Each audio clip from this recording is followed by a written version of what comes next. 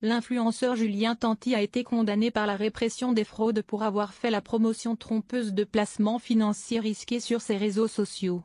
Accusé d'avoir exagéré ses gains et omis de mentionner des partenariats rémunérés, il a écopé d'une sanction financière et a été contraint de publier un message de mise en garde sur son compte Instagram pendant 30 jours. L'ancien candidat des Marseillais Julien Tanti, désormais influenceur à Dubaï, a été sanctionné par la répression des fraudes pour avoir diffusé des contenus trompeurs sur des placements financiers risqués, notamment le copy trading et l'investissement dans l'or. Selon l'enquête de la DGCCRF, il aurait exagéré ses gains, prétendu être utilisateur de ces services, et omis de mentionner qu'il s'agissait de partenariats rémunérés. Avec plus de 8 millions d'abonnés sur Instagram, Julien Tanti a utilisé son influence pour promouvoir des investissements financiers, donnant l'illusion de bénéfices faciles.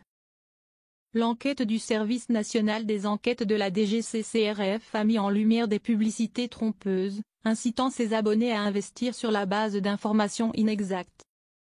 Ces pratiques commerciales trompeuses peuvent induire en erreur un public vulnérable et non averti, souligne l'organisme chargé de la protection des consommateurs. Les faits reprochés concernent des publications diffusées sur Instagram et Telegram, où Julien Tanti vantait les mérites de certaines plateformes d'investissement en laissant entendre qu'il en était un utilisateur satisfait. Or, ces allégations étaient fausses, et l'absence de mention du caractère sponsorisé de ces publications constituait une infraction à la réglementation sur la publicité et la transparence des partenariats commerciaux.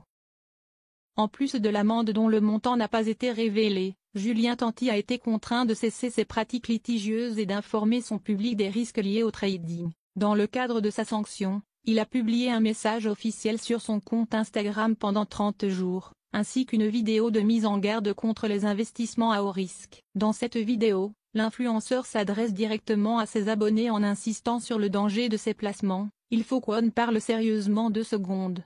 Le trading, c'est risqué, ce n'est pas un jeu l'effraté. Ce n'est pas de la magie, c'est un peu comme jouer à la roulette russe avec son argent et vous savez quoi? Vous pouvez tout perdre l'effraté. Une prise de position imposée par la DGCCRF, qui surveille de près les influenceurs faisant la promotion de produits financiers auprès d'un public souvent jeune et peu informé. Depuis juin 2023, la DGCCRF dispose d'un cadre légal lui permettant de contrôler et sanctionner les influenceurs, même ceux basés à l'étranger, dès lors qu'ils s'adressent aux consommateurs français. Ce renforcement réglementaire vise à lutter contre les dérives des réseaux sociaux, où les fausses promesses d'enrichissement rapide se multiplient. La répression des fraudes rappelle ainsi aux internautes qu'ils doivent se méfier des placements financiers vantés sur les réseaux sociaux, et que les influenceurs doivent désormais respecter des règles strictes en matière de transparence sous peine de sanctions.